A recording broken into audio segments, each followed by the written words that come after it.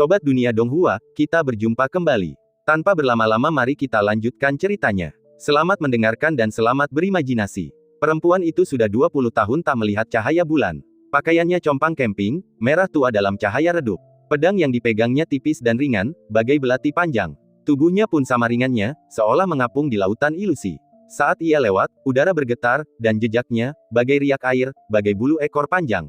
Ia sering percaya bahwa kebencian seorang perempuan adalah kayu bakar yang paling mudah dinyalakan. Ia menggenggam pedang itu, dan pemandangan yang telah ia saksikan berkali-kali dalam mimpinya muncul kembali di benaknya. Larut malam, di sebuah rumah tua, api berkobar, botol minyak berlapis tembaga terbalik, pagar yang rusak, kolam yang dilalap api, para prajurit memegang perisai setinggi setengah manusia, menjaga gerbang, minum dari labu anggur, dan seorang pemimpin berjanggut sebesar gunung. Itu adalah mimpi buruk yang tak bisa ia hindari. Di dalamnya, Sura, berbalut baju zirah tebal, mengendap-endap ke arahnya. Kembang api yang membumbung dari rumah besar itu ditelan oleh sosoknya yang perlahan mendekat. Pedangnya yang lebar meneteskan darah. Gadis kecil itu, bersembunyi di sudut, bertanya-tanya apakah itu darah ayahnya, ibunya, atau mungkin darah anggota keluarga atau pelayan lainnya. Ia terdiam ketakutan. Hatinya sedingin es, tekanan sekecil apapun akan mengirimkan rasa dingin yang menusuk, melumpuhkan seluruh tubuhnya. Ia menatapnya, mata terbelalak, ingin memohon belas kasihan, tetapi tak ada kata yang keluar. Terlebih lagi, orang di hadapannya adalah iblis Sura. Bagaimana mungkin iblis mengerti ucapan manusia? Malam itu adalah malam yang tak akan pernah ia lupakan, malam ketika api mewarnai langit dengan warna merah tua. Di tengah suara perkelahian dan jeritan, iblis yang mendekatinya jelas merupakan makhluk yang malang. Ia menatap mata gadis itu yang terbelalak, mungkin teringat putrinya, tetapi ia hanya mengangkat pisaunya dan menggores bekas luka di wajah gadis itu sebelum melanjutkan perjalanannya. Setelah si pembunuh pergi, gadis itu akhirnya menghela napas lega, hampir tercekik karena cemas. Ia berlari cepat ke ruang kerja, membuka lukisan kuno itu, bersandar di sana, membalik dinding, dan berlari ke lorong rahasia. Kemudian ia melihat banyak mayat tergeletak di sana. Ternyata musuh telah menemukan tempat ini. Di antara mereka adalah ayah, ibu, dan saudara-saudaranya. Mereka berniat meninggalkannya dan melarikan diri, tetapi telah terlanjur melarikan diri ke dunia bawah. Bayangan gelap tampak samar di kejauhan. Ia tidak tahu apakah ia berpura-pura mati atau benar-benar pingsan, tetapi ia jatuh ke genangan darah. Ia terbangun setelah waktu yang entah berapa lama, mendapati barang-barang berharganya dan mayat-mayat di sekitarnya telah disita. Ia sangat beruntung telah dikira mati. Ia kemudian meninggalkan lorong rahasia dan menangis lama di ladang. Ia bertahan hidup dengan susah payah, dan bertahun-tahun kemudian, melalui berbagai cara, ia menemukan taring abadi, yang menyukainya dan menawarinya tempat di sekte Yujian Tian. Bakatnya melampaui semua harapan, mencapai alam panjang umur atas di awal usia 20-an. Seandainya bukan karena Lu Jiajia, yang muncul 1 dekade kemudian, ia pastilah murid perempuan paling berbakat dalam sejarah puncak Tianku, bahkan dianggap sebagai master puncak yang baru. Namun, ia akhirnya membuat kesalahan fatal. Setelah mencapai alam panjang umur atas, hasratnya untuk membalas dendam menjadi terlalu kuat. Selama 20 tahun berkultivasi, ia dengan cermat menyembunyikan kebenciannya. Ia berperilaku baik dan bijaksana, meskipun riasan tipis yang ia kenakan untuk menyembunyikan bekas lukanya membuatnya tampak agak menakutkan. Namun, ia sungguh penurut, tak pernah menentang gurunya. Bahkan ketika gurunya menjadi gila pedang, hampir menjadi musuh seluruh puncak, ia tetap setia. Semua usahanya didorong oleh kenangan akan kebakaran hebat itu. Ia diam-diam menyelidiki banyak hal, akhirnya mengungkap seluruh cerita, memahami musuh-musuhnya dan identitas para pembunuh bayaran dan pasukan berkuda besi. Bertahun-tahun kemudian, para pembunuh bayaran yang dulu menjulang tinggi di atasnya bagai gunung, cakar mereka menampakkan kesombongan, kini hanyalah semut-semut yang tak berdaya di tangannya. Saat ia dengan mudah menembus baju zirah mereka dengan pedangnya, mengirim mereka menuju kehancuran satu persatu, ekspresi kesakitan dan permohonan belas kasihan mereka yang lemah seolah memberitahunya bahwa para dewa pembunuh yang telah menghancurkan dunianya 20 tahun lalu hanyalah ilusi dalam ingatannya. Seorang kultivator, selain membunuh iblis dan monster, dilarang mencampuri kehidupan orang-orang biasa di dunia fana. Meskipun ia telah melanggar sumpahnya, ia adalah kebanggaan puncak Tianku, dan tak seorang pun akan menyalahkannya, mereka bahkan akan menawarkan untuk memaafkannya.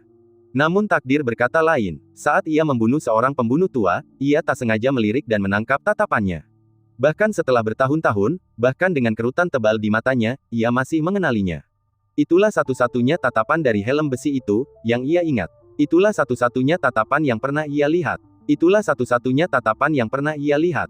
Tentu saja, si pembunuh tak dapat mengenalinya. Ia memohon, mengatakan putrinya selalu ditindas oleh keluarga suaminya, dan jika ia mati, ia tak tahu berapa banyak lagi yang akan ditindasnya. Ia tak tahan lagi, jadi ia tiba-tiba menghunus pedangnya, memenggal kepala suaminya. Kematian tanpa siksaan adalah rahmat baginya. Ikatan duniawinya terputus, ia memilih momen yang menentukan itu untuk melepaskan diri dari umur panjangnya dan memasuki Istana Ungu. Kemudian, terperangkap dalam kesengsaraan iblis batiniah, hati daunnya runtuh, setengah gila dan setengah sadar. Ketika guntur menyambar, ia tak mampu menahannya, dan guntur itu menyambarnya, merusak daunnya dan melukainya dengan parah. Ia menjadi gila, membunuh banyak orang, membantai beberapa desa, dan menjadi iblis di mata banyak orang.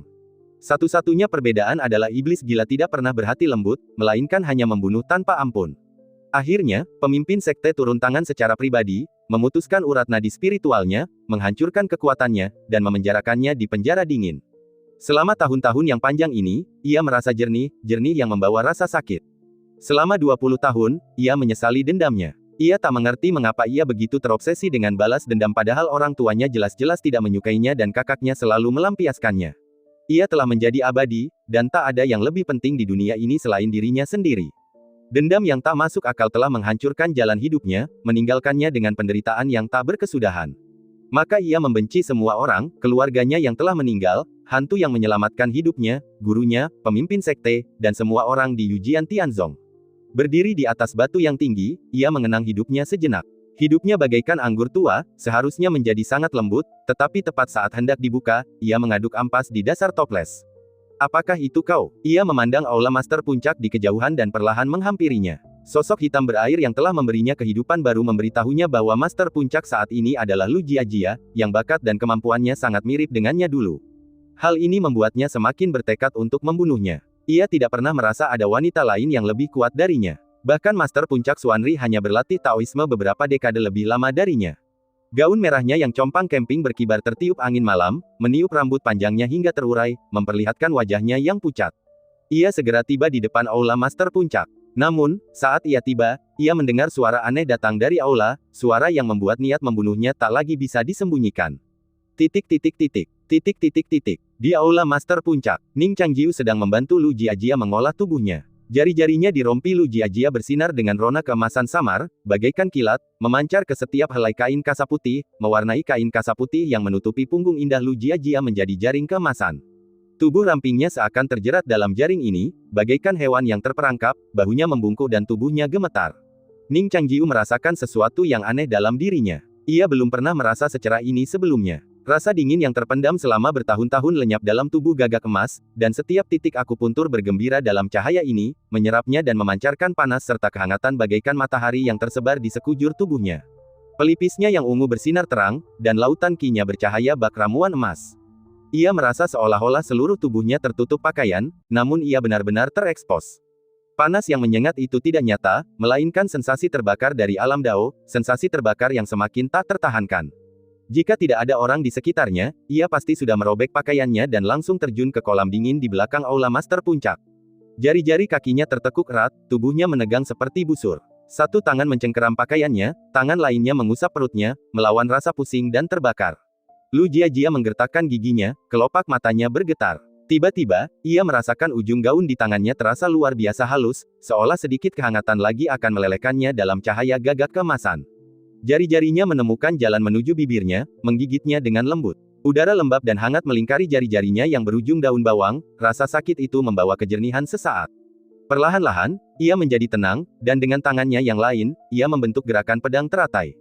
Ia mulai mencoba memisahkan pikirannya, menyebabkan kesadaran utamanya jatuh koma, sementara kesadarannya yang lain, bagaikan orang bijak yang bodoh dan tak berperasaan, berdiri di sampingnya dan menyaksikan transformasinya, bagaikan seorang pejabat yang dengan hikmat mengamati seorang pengrajin yang sedang membuat porselen atau perkakas besi. Proses ini berlangsung lama. Tiba-tiba, Lu Jiajia merasa pikirannya jernih. Hasrat yang dipicu oleh sensasi terbakar itu surut dari benaknya bagai air pasang, suara ombak memudar, seolah tubuhnya bukan lagi miliknya. Ia tak lebih dari sebilah pedang, patung Guanyin yang sedang duduk. Tak ada emosi yang mampu membangkitkan sedikit pun riak rasa kasihan di wajahnya. Alam daunnya tiba-tiba mencapai tingkat pencerahan baru, secara kebetulan memasuki alam baru. Ia bisa merasakan bahwa Istana Ungu benar-benar hanya selangkah lagi. Dari sudut pandang Ning Changjiu, punggung Lu Jiajia kembali tegak, lekuk punggung dan pinggangnya kembali melunak. Ia bisa merasakan ketenangannya, seolah tak menyadari semua sensasi eksternal. Ning Changjiu merasa agak tidak puas dengan kondisi Lu Jiajia saat ini, tetapi ia tentu saja tidak akan mengganggu alam dao yang telah ia kembangkan dengan susah payah. Ia hanya khawatir jika Lu Jiajia terus seperti ini, ia mungkin benar-benar menjadi senjata humanoid tanpa hasrat. Namun, kondisi pikiran ini dengan cepat hancur.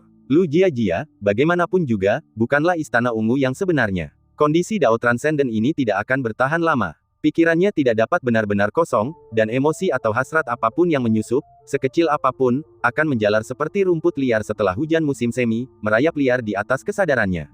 Di antara kekosongan dan kepenuhan alam dao, pikiran Lu Jiajia melayang kembali.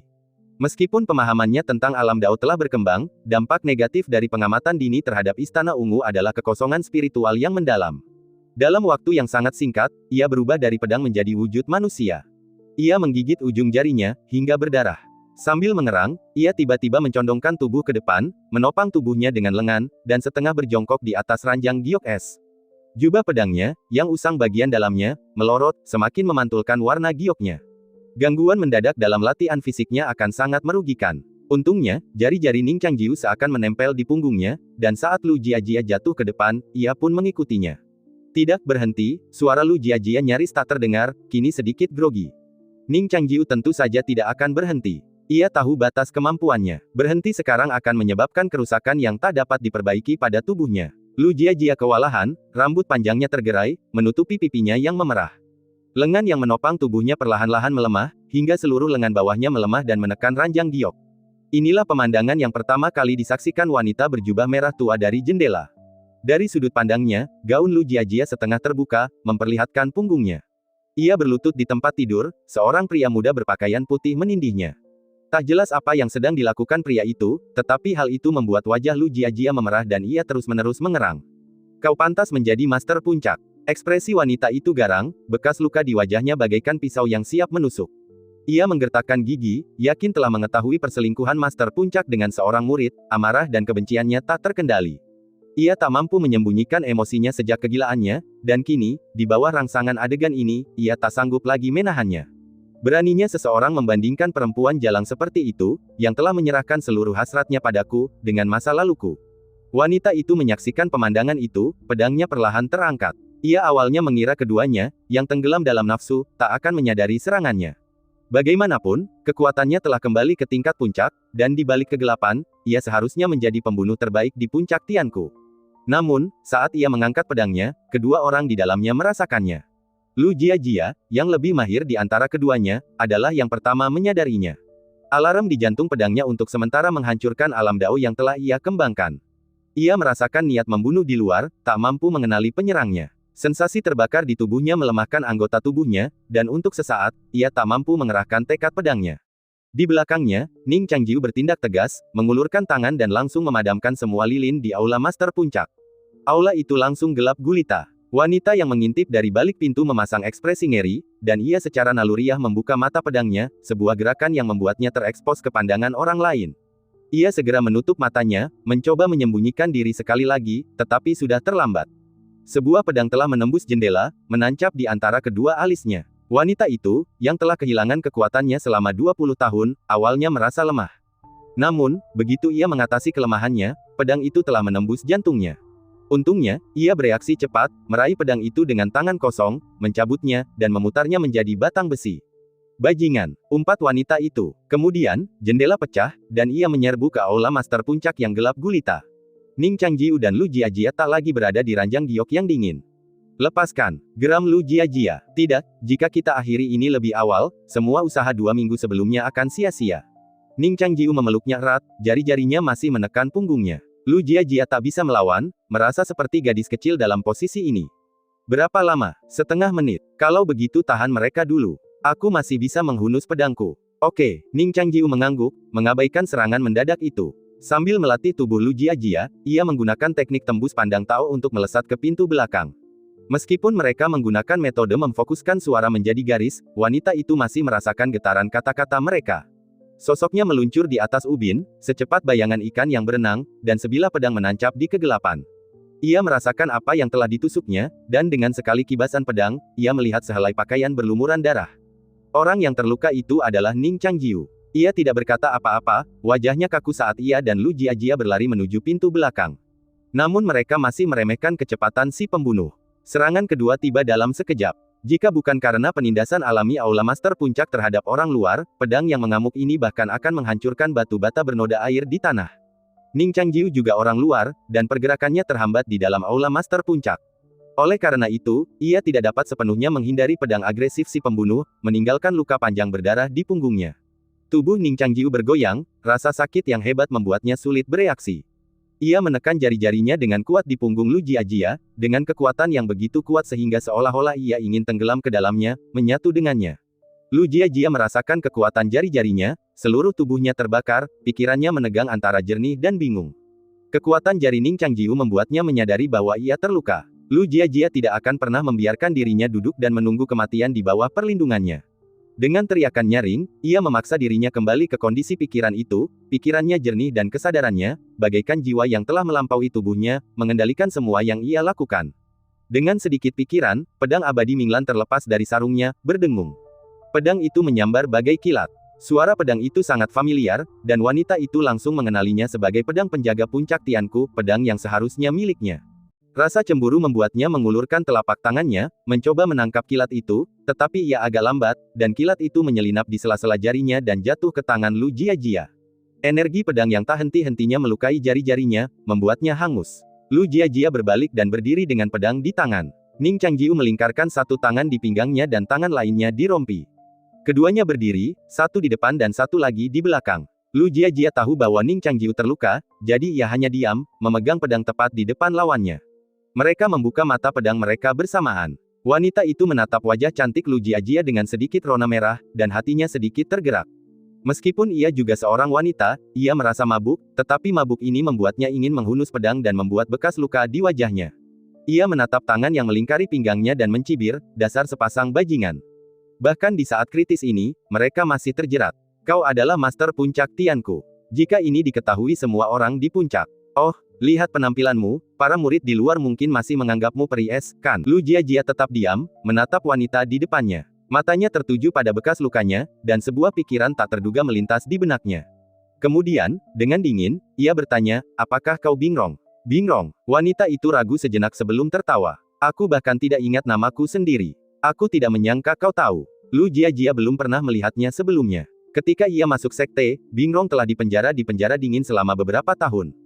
Namun, ia telah mendengar gurunya berbicara tentangnya berkali-kali. Gurunya berkata jika ia tidak gila, ia akan menjadi kakak perempuan terbaiknya. Namun, ia memang gila. Ketika gurunya gila, seseorang menariknya kembali, tetapi kakak perempuan ini gila, dan kesalahannya begitu serius sehingga tidak lagi layak ditolong siapapun. Bagaimana kau bisa lolos? Lu Jiajia terkejut. Ia secara pribadi mengawasi pemulihan penjara dingin dan penetapan batasan. Bahkan Bingrong tidak lolos selama kekacauan di puncak tersembunyi hari itu, jadi tentu saja mustahil baginya untuk lolos setelah itu. Ning Changjiu, di sisi lain, sedang merenungkan sesuatu yang lebih. Ia memahami perasaan tidak biasa yang ia rasakan selama beberapa hari terakhir. Logikanya, puncak Tianku, dengan kondisinya yang terpencil, seharusnya tertinggal jauh di belakang puncak-puncak lain dalam perebutan energi spiritual. Namun hari itu, hembusan energi spiritual berembus di wajahnya, seperti biasa. Karena begitu biasa, ia secara tidak sadar merasakan sesuatu yang tidak biasa. Tetapi ia tidak dapat memahami asal-usulnya. Hari ini, ia akhirnya mengerti, puncak Tianku masih menyimpan seorang guru. Guru ini tidak merujuk pada wanita bernama Bingrong, melainkan orang yang telah memberi Bingrong kekuatan untuk melarikan diri dari penjara dingin. Ning Changjiu tak dapat membayangkan siapa orang itu. Setelah sapa singkat, Lu Jiajia dan Bingrong menghunus pedang mereka hampir bersamaan. Mereka memiliki guru yang sama, yang satu adalah murid perempuan paling berbakat 20 tahun yang lalu, yang satunya lagi paling berbakat saat ini. Ilmu pedang mereka juga memiliki asal-usul yang sama, keakraban yang terlihat jelas sejak mereka pertama kali menyerang. Ning Changjiu yakin jika Lu Jiajia berada di puncaknya, Bingrong tak akan mampu bertahan lebih dari 10 jurus. Namun saat ini, latihan fisik Lu Jiajia tak terbendung, panas tubuhnya yang menyengat menggerogoti jiwanya, dan alam dao yang telah ia kembangkan juga rapuh, tak mampu bertahan lebih lama lagi. Sosok Bingrong berkelebat, dan sesaat kemudian, bayangan samar muncul. Pedang yang sangat tipis dan ringan di tangannya sudah berada di dekat Lu Jiajia. Bingrong memulai dengan jurus pasir dan salju dari paruh pertama kitab suci pedang amanat surgawi, sementara Lu Jiajia menggunakan jurus bunga cermin. Setelah mengumpulkan kekuatan, mereka berdua melancarkan jurus sungai besar memasuki debu secara bersamaan. Dalam kegelapan, cahaya pedang mereka lenyap saat bertabrakan, dan retakan yang tak terhitung jumlahnya tiba-tiba menghancurkan batu bata dan ubin di tanah, dengan cepat menyebar jauh ke kejauhan. Di tengah energi pedang, kedua pedang itu bertabrakan. Ujung pedang saling menekan. Bingrong maju dengan kekuatan lengannya. Di tengah benturan baja, pedang ringan Bingrong menyerempet bilah pedang Minglan, bertabrakan dengannya. Dengan putaran pergelangan tangannya, ia mencoba menyelipkan pedang itu melewati pertahanan Lu Jiajia dan menembus jantungnya. Lu Jiajia merasakan hal ini dan menjentikkan pergelangan tangannya, pedangnya tiba-tiba bergerak, menangkis serangan itu sebelum sempat menembus. Meskipun lengan pedangnya ditangkis, ia memutar tubuhnya dan menghantamkan tangannya yang bebas langsung ke dahi Lu Jiajia. Lu Jiajia, yang kini melindungi Ning Changjiu bagai induk ayam, tak mampu menghindari serangan Bingrong secara langsung, jadi ia mengulurkan tangan untuk menyambutnya. Dengan sekali sentakan, telapak tangan Bingrong mengenai pergelangan tangannya. Kekuatan dahsyat itu membuat Lu Jiajia dan Ning Changjiu terdorong mundur. Kegelapan di Aula Master Puncak tiba-tiba menjadi terang. Bingrong membuka kedua lengannya, pedang panjangnya melayang diam di udara tepat di tengahnya. Energi pedang itu begitu dahsyat dan bersinar. Ini adalah tebasan pedang yang sama yang dilancarkan Lu Jiajia hari itu di kota Kekaisaran. Lepaskan, geram Lu Jiajia, tetapi sudah terlambat. Ning Changjiu hampir menyelesaikan penyempurnaan tubuhnya, dan ia menolak untuk meninggalkannya di tengah jalan, yang secara efektif menghalangi Lu Jiajia untuk mencapai wujud pedang. Perselisihan di saat genting bisa berakibat fatal. Pada saat ini, ranah Dao Lu Jiajia hampir tertembus. Panas yang membakar kembali menjalar ke seluruh tubuh dan jiwanya, segudang emosi menguat dalam kobaran api, sangat mengganggu tebasan pedangnya. Benar saja, pedang Bingrong sudah bergerak, tetapi ia belum memposisikannya dengan benar. Ketika tusukan pedang Bingrong mencapainya, ia terpaksa beralih dari menyerang ke bertahan. Energi pedang bagaikan pelangi menerangi wajah mereka. Bagaimana kau bisa menjadi Master Puncak jika kau begitu lemah? Bingrong merasakan jantung pedang Bingrong yang bergetar dan meraung, menusukkan pedangnya ke depan. Pedang mereka bertabrakan, memicu awan api pedang yang menerangi Aula Master Puncak. Energi pedang mereka kemudian beradu, semburan energi pedang yang kacau bagaikan pisau terbang yang tak terhitung jumlahnya, langsung melepaskan dan mengiris segalanya dengan kekuatan yang menghancurkan. Benturan itu memadat menjadi gelombang besar, menjatuhkan Lu Jiajia dan membuat mereka terpental mundur. Pintu belakang Aula Master Puncak hancur, dan Lu Jiajia serta Ning Changjiu terpental mundur, menghantam kolam dingin di belakang aula seperti batu. Bingrong berdiri di sana, memperhatikan cipratan air di kolam yang dingin. Ia tersenyum sinis dan menggelengkan kepalanya sedikit. Keduanya terhempas ke dasar kolam dingin dengan benturan yang kuat. Ning Changjiu terbatuk, air dingin menyerbu mulut dan hidungnya. Ia segera menahan napas, membiarkan air bening itu mengangkatnya bagai tangan raksasa, mengangkat mereka kembali ke permukaan. Bingrong muncul dari pintu belakang Aula Master Puncak. Ia menatap cahaya bulan, lalu berbalik menatap aula yang luas. Kenangan akan kebakaran di mansion lebih dari 40 tahun yang lalu dan pembantaian desa dan kota selama kegilaannya 20 tahun lalu kembali membanjiri pikirannya. Ia telah berubah dari tak bersenjata menjadi iblis yang menghunus pedang.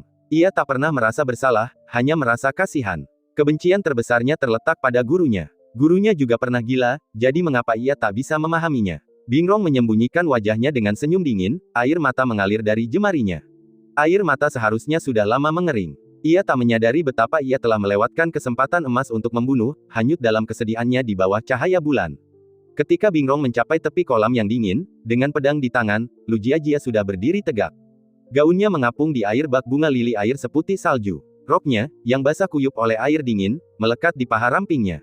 Rambut panjangnya, yang sama lembabnya, tergerai, menutupi tubuhnya. Wajahnya, yang kini tenang dan mendalam, memancarkan keheningan yang mendalam. Di bawah sinar rembulan, wujudnya tampak bagai pahatan batu giok terbaik, sebuah mahakarya yang dipahat dengan cermat oleh pelukis istana terbaik. Bingrong terpesona oleh keindahan ini, bahkan melampaui salju yang paling dingin sekalipun. Ia ingin sekali membelah dagingnya dan memiliki wujud yang memikat ini. Namun, ia merasakan perubahan mendadak dalam aura Lu Jiajia. Wanita yang sebelumnya tak berdaya di hadapannya tampak menghunus pedangnya, pancaran dingin yang dipancarkannya membuatnya mundur. Namun, Bingrong tidak menunjukkan rasa takut, sebaliknya, semangat juangnya bangkit. Menghunus pedangnya sekali lagi dengan kekuatan penuh telah menjadi keinginannya seumur hidup, terutama melawan lawan seperti itu. Bingrong teringat pria yang telah dibunuhnya, pria yang tak akan pernah tahu bahwa kematiannya sendiri bersumber dari kelembutan hatinya. Ketika ia membunuhnya, ia tak menunjukkan belas kasihan. Bahkan jika harus memilih 10.000 kali, ia akan tetap membunuhnya. Ia menikmati sensasi membunuh hati yang baik, meskipun itu juga menjadi kunci tragedi-tragedi berikutnya. Awalnya ia percaya bahwa itu adalah tebasan pedang paling memuaskan dalam hidupnya. Namun kini, energi dan semangatnya telah mencapai puncaknya kembali, dan ia yakin ia dapat menyerang dengan kekuatan dan kecepatan yang begitu dahsyat hingga ia tak dapat menemukan kekurangannya. Keduanya bertukar pandang, lalu menyerang lagi. Bulan yang terang di langit pun kehilangan warnanya. Di antara mereka, genangan air dingin bergolak, menenggelamkan mereka. Ini memang tebasan Bingrong yang paling memuaskan, sempurna dalam segala hal. Bahkan Lu Jiajia, dalam kondisinya saat ini, hanya mampu melawannya dengan kekuatan yang setara. Namun, ia tetap saja mati. Ia tewas akibat tusukan pedang dari samping tenggorokannya. Pedang itu milik Ning Changjiu. Meskipun ia tahu Lu Jiajia bisa membunuhnya dengan serangan lain, ia tak akan memberi Bingrong kesempatan untuk membalas atau memperingatkannya.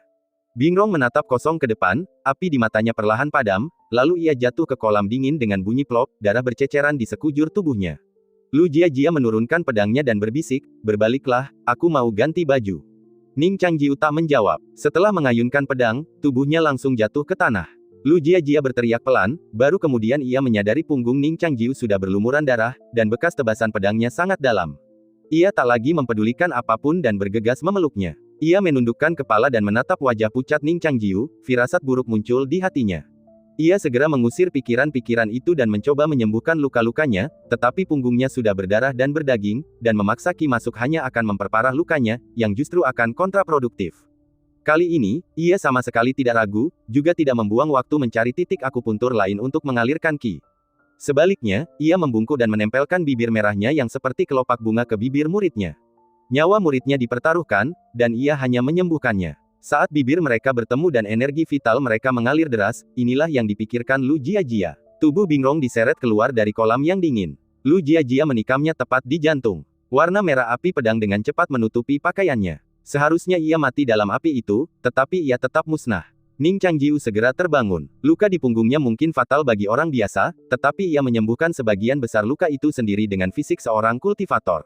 Air. Ketika Ning Changjiu terbangun, ia merasa bibirnya sangat kering. Ia berteriak tanpa sadar, dan kemudian menyadari bahwa ia tidak haus.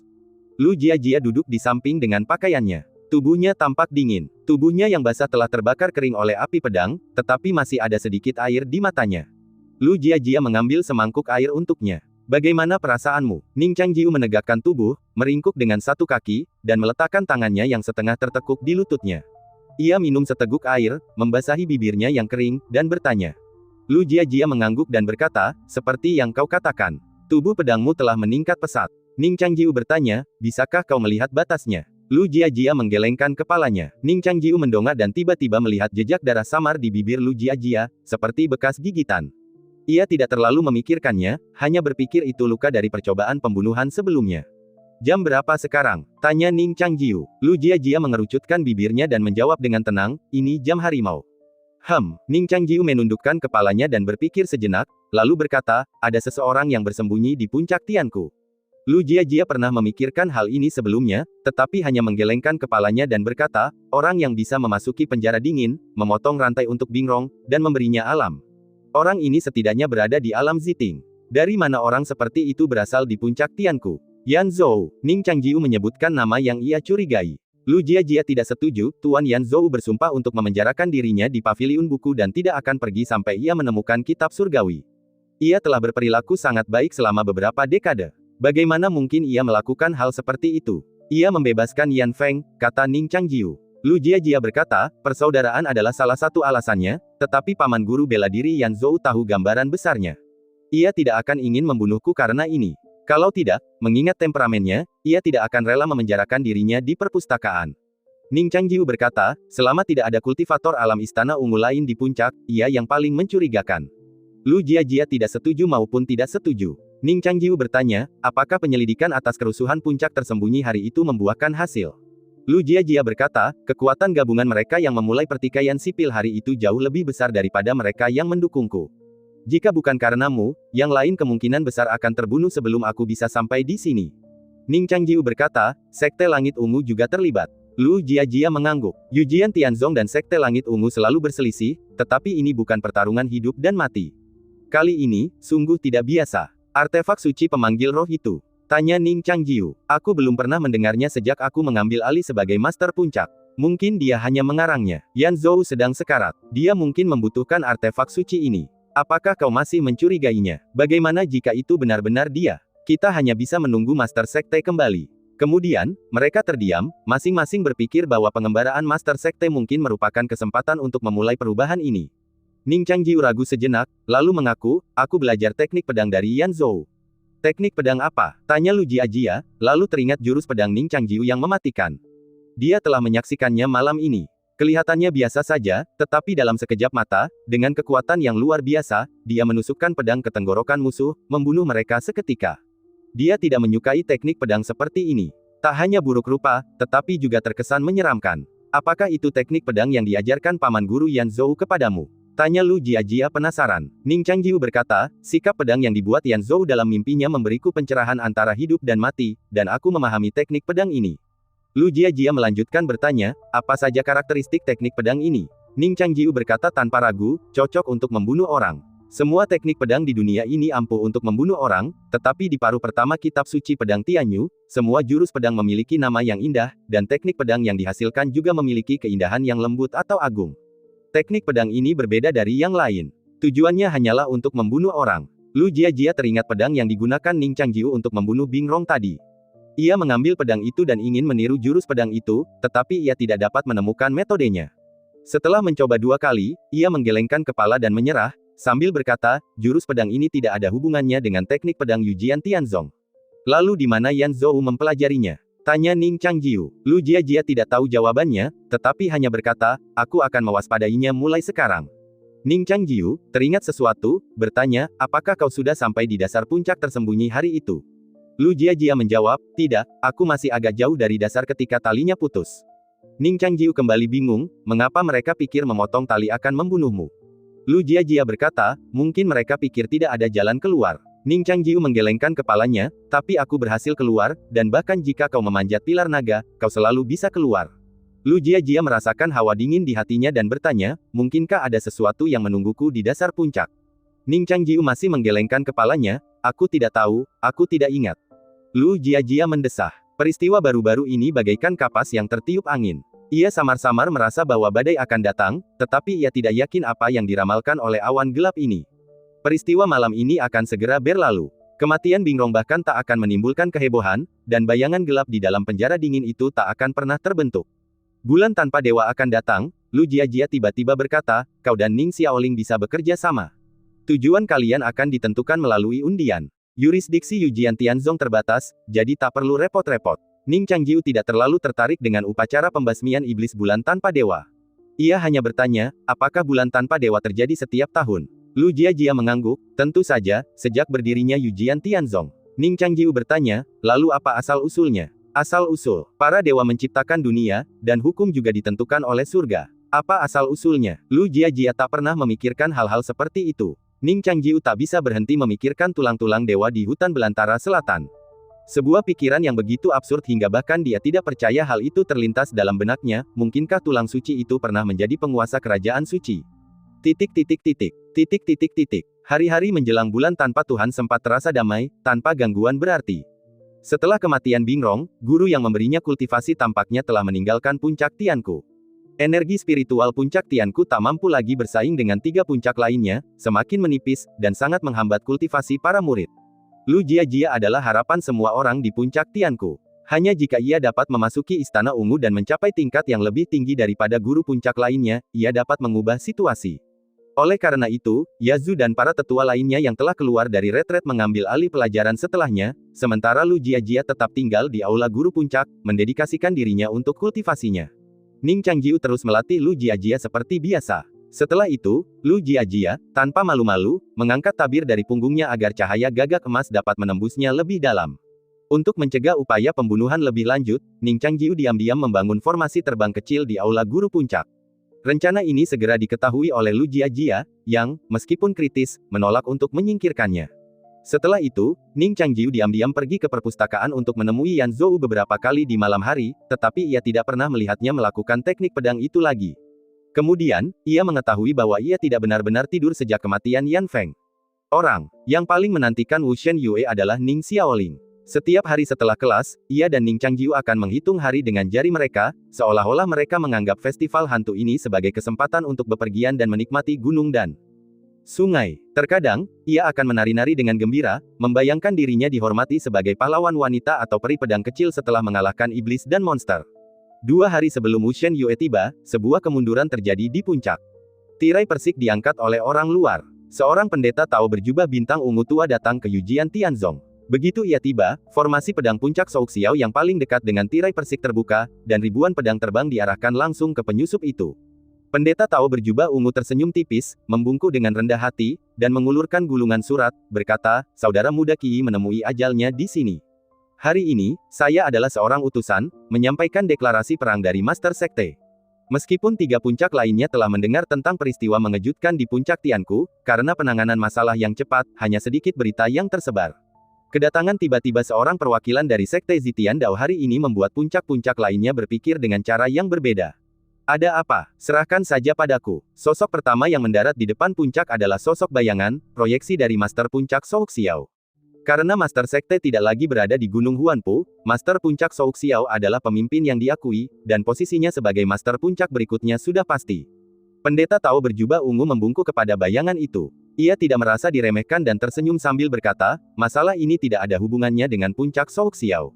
Master Sekte secara pribadi telah memerintahkan agar deklarasi perang ini disampaikan kepada Master Puncak Tianku, Lu Jiajia. Kepala Puncak Souxiao telah mendengar tentang perubahan mengejutkan di Puncak Tianku dan berkata dengan dingin, Sekte Langit Ungu telah mengambil inisiatif untuk memprovokasi masalah dan mencoba membunuh kepala puncak kami. Kami belum datang untuk mencari keadilan, namun kalian berani mengambil inisiatif untuk memprovokasi kami. Kapan Sekte Langit Ungu menjadi begitu kuat?" Pendeta Tao berjubah ungu, San, tersenyum dan berkata, "Kudengar Tuan Hanci sedang bepergian jauh dan aku tidak tahu kapan beliau akan kembali." Suara kepala puncak Souxiao menjadi semakin dingin, "Kalian melanggar wilayah sekteku dan kalian pikir aku tidak berani membunuh kalian." Pendeta Tao berjubah ungu itu buru-buru tersenyum dan memohon belas kasihan, "Saya mohon kepada kepala sekte di masa depan untuk memaafkan saya. Kepala sekte telah mengirim saya ke sini hari ini dengan tulus, dan tantangan yang kami ajukan sah. Terlepas dari apakah kepala puncak Tianku menerimanya atau tidak, kami tidak akan ikut campur." Kepala puncak Souxiao bertanya, "Siapa yang berada di ujung lain dari tantangan ini?" Pendeta Tao berjubah ungu itu menjawab, "Tuan Puncak, jangan khawatir. Master Sekte kami tidak pernah menindas orang lain. Lawan Master Puncak Lu adalah Votin Clotes, salah satu dari 4 Master Dao dari Sekte Purple Heavenly Dao. Berdasarkan status mereka masing-masing dalam sekte, mereka seharusnya setara. 1 dan 4 Master Dao Sekte Dao Surgawi Ungu memang sebanding statusnya dengan Lu Jiajia, tetapi pakaian ke-14 berusia lebih dari 100 tahun, terkenal sejak lama, dan memiliki alam yang tak terduga. Tidak jelas siapa yang lebih unggul dari Master Sekte Dao Surgawi Ungu. Dan Master Dao itu, pakaian ke-14, belum muncul di depan umum selama beberapa dekade. Siapa sangka dia akan muncul hari ini sebagai seorang junior. Dan Lu Jiajia baru berlatih Dao selama 20 tahun dan bahkan belum mencapai alam Istana Ungu. Bagaimana mungkin dia bisa menjadi tandingannya?" Master Puncak Souxiao berkata, "Itu tidak masuk akal." Taois berjubah ungu itu bersikeras, "Masuk akal atau tidak tergantung pada keputusan Master Lu." Di hadapan Taois itu, rambut Master Puncak Souxiao menari-nari. Meskipun dia hanya bayangan, niat membunuh sudah muncul. Jika Master Sekte tidak sedang bepergian, dia pasti sudah membalikkan kenyataan dan mengungkapkan wujud aslinya kepada bunuh antek Tao ini. Dan hari ini, dia tidak akan menahan diri. Ketika Master Sekte ada di sini, Sekte Yujiantian telah mendominasi Sekte Tao selama 6 dekade. Dialah calon Master Sekte. Meskipun dia belum mencapai puncak Istana Ungu, bagaimana mungkin dia menunjukkan kelemahan? Ekspresi Tao berjubah ungu itu sedikit tegas, dan tubuhnya tiba-tiba melayang kembali. Di hadapannya, sosok Master Puncak Souxiao bersinar cemerlang, seolah akan berubah dari ilusi menjadi kenyataan. Dalam perang sekte, utusan tidak terbunuh. Mungkinkah Master Puncak akan menjadikan seluruh Sekte Tao sebagai musuh? Sang Taois tidak tersenyum, tetapi ia sudah memegang belatinya. Saat ketegangan memuncak, sebilah pedang muncul dari puncak Tianku. Pedang terbang, bagaikan jarum, melesat melewati telapak tangan Taois berjubah ungu itu. Ujung pedang itu mengangkat surat itu, lalu berubah menjadi aliran cahaya, kembali ke puncak Tianku. Bersamaan dengan itu, suara seorang perempuan muda yang jernih dan halus, bagaikan angin musim semi yang dingin, terdengar di keempat puncak. "Saya terima suratnya. Aku siap melayanimu kapan saja." Suara Lu Jiajia tenang dan agung, bagaikan bintang pedang yang menggantung. Saat ia menyambar surat tantangan sang Taois, energi pedang yang terpancar mengirimkan riak gemetar di hatinya. Alam puncak Guru Lu tampak lebih tinggi dari yang dibayangkannya. Namun ia tidak memasukkannya ke dalam hati. Seolah takut Lu Jiajia akan menyesalinya, Taois berjubah ungu itu tersenyum dan berkata, "Puncak Guru Lu sungguh pria yang luar biasa anggun." Saat ia tersenyum, tirai persik berkibar di belakangnya, memperlihatkan beberapa bintang ungu pucat di langit. Teknik itu mirip dengan formasi langit terbang kecil. Ia jatuh ke belakang, dan saat hendak pergi, puncak Guru Shou Xiao mendengus dingin dan menebas dengan pedangnya. Sebelum Taois itu pergi, ia terkena tebasan pedang. Ia mengerang kesakitan, tetapi tertawa terbahak-bahak, "Sampai jumpa lagi, tuan-tuan." Lu Jiajia dan Ning Changjiu telah membaca surat tantangan ini. Isinya standar, masalah terbesarnya adalah tidak adanya tanggal. "Ini bukan surat tantangan, dia hanya mencoba memberi dirinya alasan yang sah untuk membunuh," kata Ning Changjiu. Lu Jiajia seharusnya tidak menerima surat tantangan yang tidak masuk akal ini, tetapi bagaimanapun juga, dia adalah penguasa sebuah puncak. Lagi pula, dia tidak akan pernah meninggalkan puncak itu dengan mudah sebelum memasuki Istana Ungu. Begitu dia melakukannya, pakaian ke-14 yang terkenal itu mungkin bukan tandingannya. Dalam arti tertentu, ini adalah pertukaran terbuka dan tersembunyi lainnya. Lu Jiajia berkata dengan bangga, "Entah ketua sekte ada di sini atau tidak, Yujian Tianzong tidak akan pernah membiarkan siapapun menindas kita." Ning Changjiu berpikir lebih lanjut, "Meskipun tidak ada tanggal dalam deklarasi perang, saya yakin mereka telah memilih waktu untuk bertindak. Anda harus berhati-hati." Lu Jiajia mengerutkan kening dan berkata, "Saya tidak akan meninggalkan puncak Xiudao. Bagaimana mereka akan membunuh saya? Kecuali, kalau pakaian ke-14 itu sudah menyusup ke puncak Tianku. Qi bisa menyusup masuk, jadi tentu saja pakaian ke-14, yang kultivasinya lebih tinggi, juga bisa menyusup." Mereka memikirkan pria misterius yang mungkin berada di puncak pada saat yang sama. Pembunuhan Bingrong masih terbayang di benak mereka, dan mereka tidak boleh lengah. Ning Changjiu khawatir dan berkata, "Bagaimana kalau aku pindah ke sini untuk tinggal?" Lu Jiajia tetap tenang, tetapi dia tidak tahu apa yang ada di dalam hatinya. Dia berkata dengan dingin, "Tidak perlu. Kau tidak bisa menghadapi pakaian ke-14 dengan levelmu saat ini." Ning Changjiu tersenyum dan berkata, "Siapakah yang sekarang menganggap wilayahku terlalu rendah, memohon belas kasihan di malam hari?" Iya, merujuk pada latihan fisiknya akhir-akhir ini.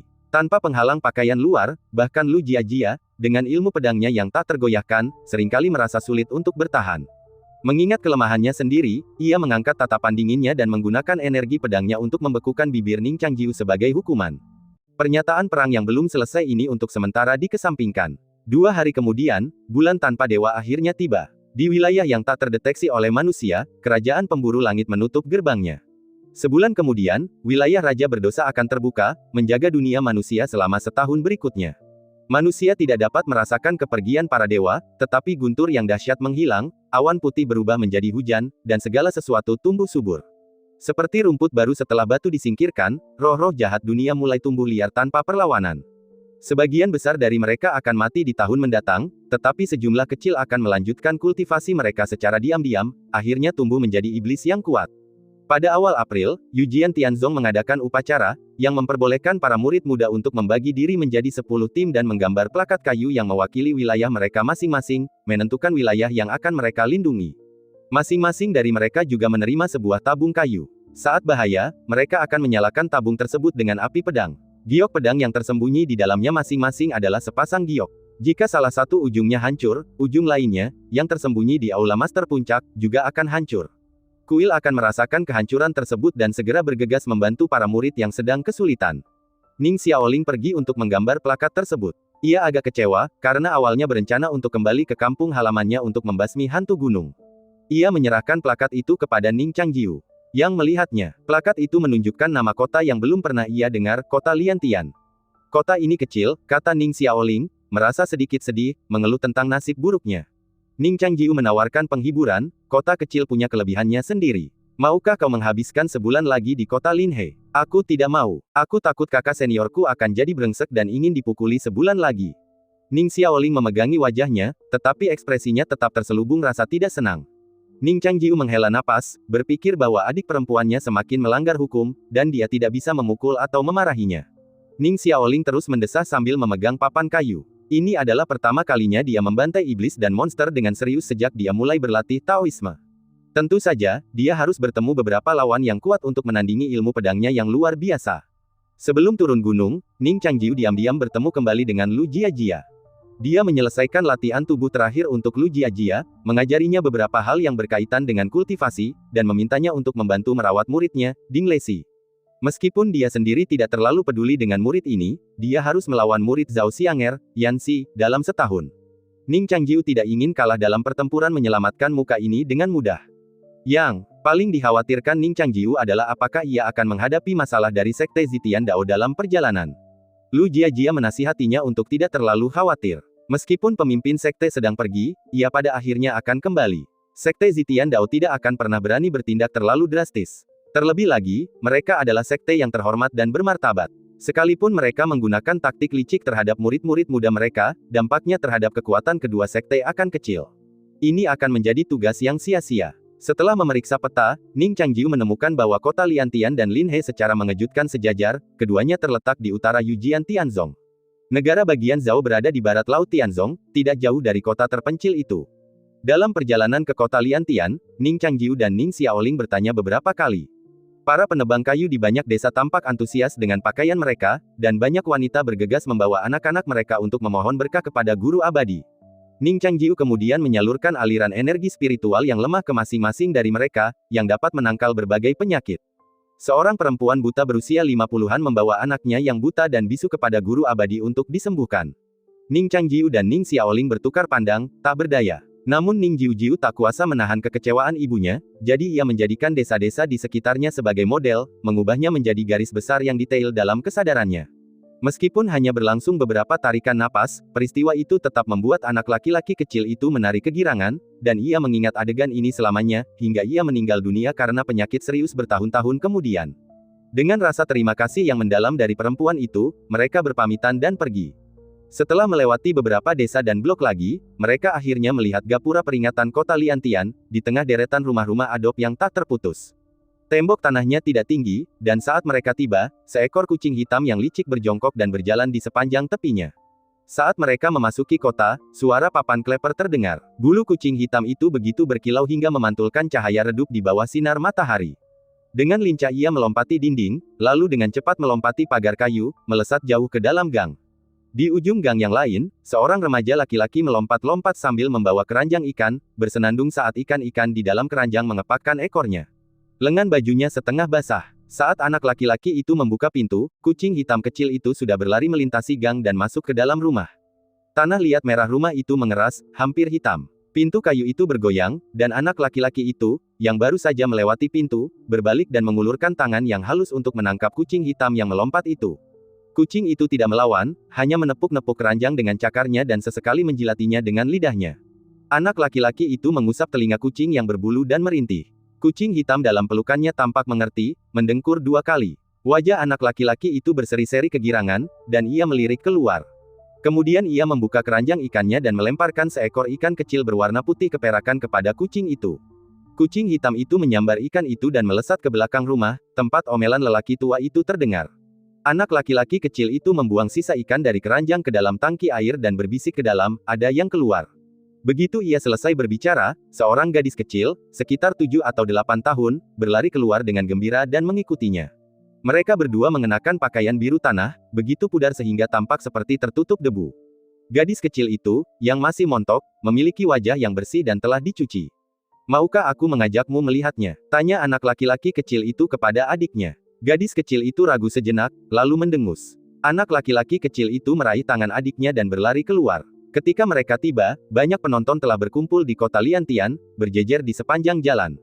Begitu kedua tuan muda abadi itu masuk, mereka menyambut mereka dengan antusiasme yang luar biasa. Gunung abadi, tempat Taoisme dipraktikkan, diselimuti awan dan kabut setiap hari, membuat pemuda dan pemudi itu tampak seperti terbungkus jubah bulan dan pita awan, memancarkan aura keterpisahan dari dunia fana. Anak laki-laki kecil itu memperhatikan dari jauh, melihat keanggunan pemuda itu dan kecantikan halus wanita itu. Mereka seakan tiba ditiup angin, pakaian mereka seputih salju tanpa noda. Gadis kecil di sampingnya terlalu pendek, dan bahkan berjinjit pun, ia tak dapat melihat mereka. Anak laki-laki kecil itu mengangkatnya ke bahunya. Gadis itu menutupi dahinya dengan tangan, menghalangi cahaya, dan melambai penuh semangat kepada orang-orang asing di kejauhan, meskipun mungkin karena ia bisu, ia tak dapat mengucapkan satu kalimat pun.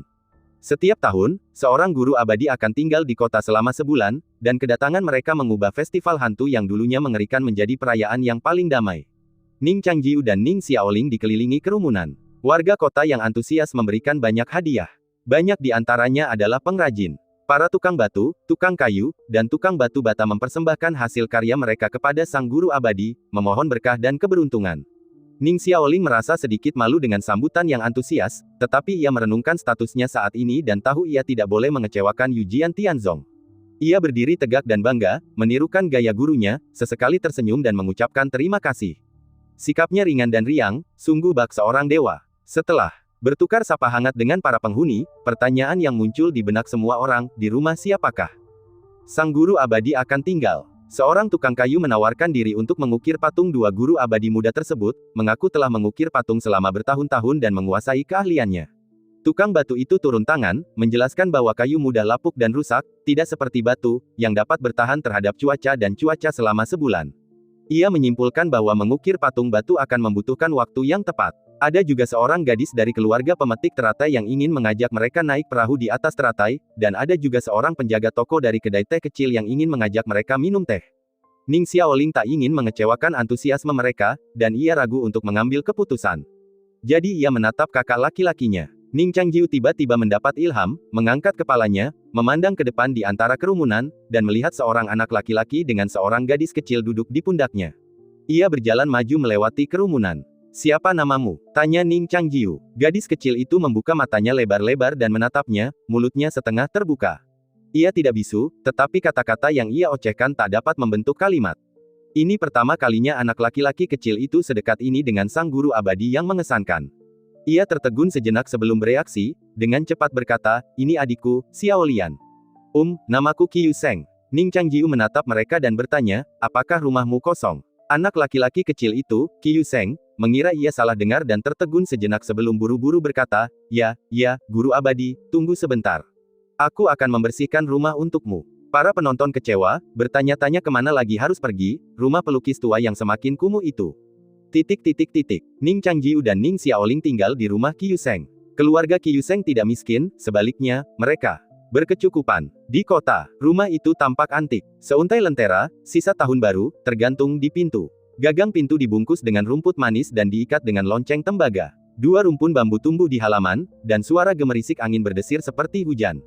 Menyeberangi halaman, ada sebuah bangunan kecil yang sepi di belakang. Beberapa burung berdebu telah membangun sarang di lantai atas, terbang masuk dan keluar. Pintu bangunan itu tertutup rapat, dan orang-orang di dalamnya tampak acuh tak acuh terhadap kedatangan guru abadi itu. "Jangan kaget, dua guru abadi.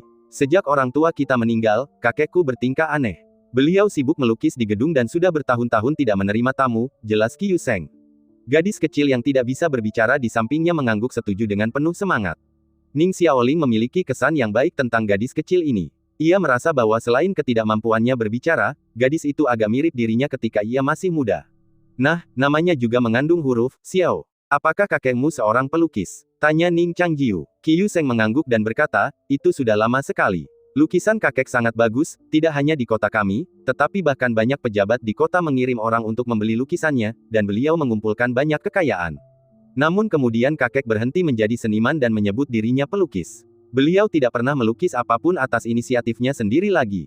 Ketika beliau mengambil kuas, beliau menyalin lukisan-lukisan terkenal dari dinasti-dinasti terdahulu atau mahakaryanya sendiri. Ning Changjiu memandangi lukisan-lukisan yang tergantung di aula. Ia merasa sapuan kuas itu familiar. Mungkin itu tiruan dari seorang seniman terkenal, dan lelaki tua ini bahkan lebih hebat daripada sang guru. Meskipun Ning Changjiu tidak terlalu paham melukis, ia dikirim oleh kakak perempuannya untuk belajar dengan pelukis desa Zhang selama 3 bulan di kota Dahe. Akhirnya, karena bakatnya terlalu kurang, ia diusir oleh pelukis tua itu dan dipaksa meninggalkan magangnya. Hal ini membuat kakak perempuannya bertanya-tanya apakah sang guru telah memilih murid yang salah. Ning Xiaoling, mengingat tujuan awal mereka, segera bertanya dengan sungguh-sungguh, apakah ada iblis besar yang membuat kekacauan di sini? Qiu Seng kembali tercengang, bertanya-tanya seberapa besar iblis yang bisa dianggap sebagai iblis besar. Kalau tidak, jika iblis kecil muncul, bukankah penduduk kota Liantian akan tampak asing? Tetapi siapapun yang bisa mengukir kota di tengah hutan belantara bukanlah orang biasa. Ketika Ning Changjiu memasuki kota, ia mendapati bahwa kota itu dikelilingi oleh lapisan tanah keras yang padat, bahkan dengan menara pengawas dan bunker di sekelilingnya. Para pemuda bersenjatakan anak panah berpatroli di area tersebut, membuat mustahil bagi setan biasa di alam mendalam untuk menerobos masuk. "Ya, ada." Qiu Seng merenung sejenak, menggaruk kepalanya, lalu dengan ragu berkata, "Tapi hanya monster kecil yang bisa menimbulkan masalah. Monster besar yang sesungguhnya tidak memakan manusia. Hah, Ning Xiaoling sedikit terkejut. Ada monster yang tidak memakan manusia. Qi Yusheng sedang memikirkan cara menjelaskannya ketika terdengar ketukan pelan di pintu di belakangnya. Pintunya sedikit terbuka. Saat berbalik, ia melihat seorang pria tua bertopi kain berdiri di ambang pintu. Ia membungkuk kepada Ning Changjiu dan Ning Xiaoling, lalu melambaikan tangan kepada Qi Yusheng, mengisyaratkannya untuk mendekat. Qi Yusheng berjalan mendekat dan menjelaskan, ini wali kota. Wali kota menarik Qi Yusheng ke samping, memberinya beberapa instruksi serius, lalu pergi. Ning Changjiu dan Ning Xiaoling membalas sapaan mereka dengan serius. Qi Yusheng segera menghampiri Ning Changjiu dan menceritakan instruksi yang baru saja diberikan wali kota kepadanya. Wali kota meminta saya untuk membawa Anda mengidentifikasi beberapa monster. Mengidentifikasi monster. Ning Xiaoling bingung dan berkata, kita seharusnya mengusir setan, bagaimana mungkin kita tidak mengenali monster? Tidak, Qi Yusheng melambaikan tangannya dengan cepat. Ada beberapa monster yang tinggal di kota ini, monster baik yang tinggal bersama kita. Wali kota meminta saya untuk membawa para master abadi untuk mengidentifikasi mereka agar kita tidak melukai mereka secara tidak sengaja. Monster baik. Ning Xiaoling merasa sedikit pusing. Ning Changjiu juga penasaran. Koeksistensi manusia dan monster bukanlah hal yang aneh, tetapi memiliki beberapa monster dalam satu kota memang langka. Terima kasih, kata Ning Changjiu. Sambil berbicara, seekor kucing hitam kecil berlari keluar halaman, dengan hati-hati menjulurkan kepalanya dan menatap orang-orang asing itu. Qi Yusheng bersiul pada kucing hitam itu, dan anak kucing itu akhirnya berlari keluar dengan percaya diri, melompat ke bahunya dan mengeong. Qi Yusheng, seolah mengerti bahasa kucing, tersenyum dan berkata, dia bertanya apakah kamu suka ikan. Meskipun kucing hitam dianggap pembawa sial, Ning Xiaoling menganggap anak kucing itu menggemaskan. Dia dengan hati-hati mengulurkan tangan dan menggaruk telapak kakinya. Ia mendapati kucing hitam itu bersih tanpa noda, tanpa tanda atau kutu lain, dan memiliki kelicikan alami. Jangan khawatir, aku tidak akan mencuri ikanmu, Ning Xiaoling meyakinkannya dengan sungguh-sungguh. Qi Yusheng menoleh menatap adik perempuannya yang bisu dan berkata, kamu tinggallah bersama kakek. Aku akan mengajak adik-adikku berkeliling kota. Bibir Xiaolian melengkung ke bawah, menunjukkan sedikit ketidaksenangan. Ia membuka mulut dan mengoceh. Qi Yusheng mendesah tak berdaya dan berkata, baiklah, aku akan mengajakmu. Bibir Xiaolian melengkung ke atas, wajahnya yang menggemaskan bagaikan bunga teratai yang mekar. Ning Xiaoling menatapnya, menahan keinginan untuk mengulurkan tangan dan menyentuhnya. Dipimpin oleh Qi Yusheng, mereka mengunjungi para iblis asli atau iblis yang menyerah di kota itu. Iblis pertama yang mereka kunjungi adalah rumah seorang tukang kayu. Iblis itu adalah makhluk yang tampak aneh, dengan paruh seperti bebek dan tubuh seperti kera. Ia berdiri tak bergerak di tengah patung kayu, seperti ukiran yang aneh.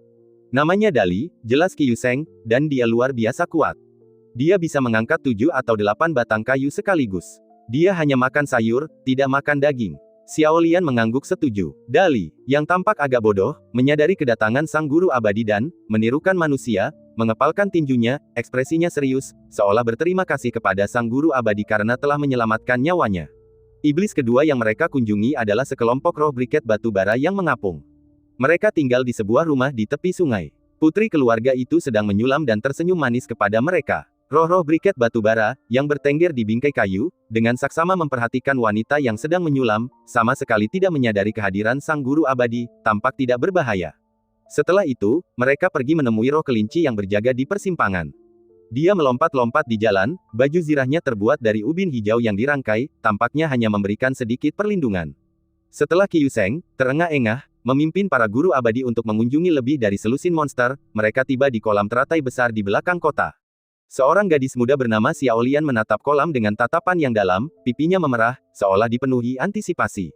Ini yang terakhir, tapi dia tinggal di kolam teratai dan tidak dipelihara oleh keluarga manapun, jadi kalian mungkin tidak melihatnya di hari kerja. Qi Yusheng menjelaskan, meminjam perahu teratai, dan memberi isyarat kepada Ning Changjiu dan yang lainnya untuk naik.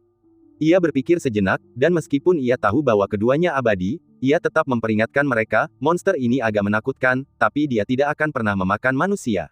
Pastikan untuk tidak menggunakan pedang kalian untuk melukainya saat waktunya tiba.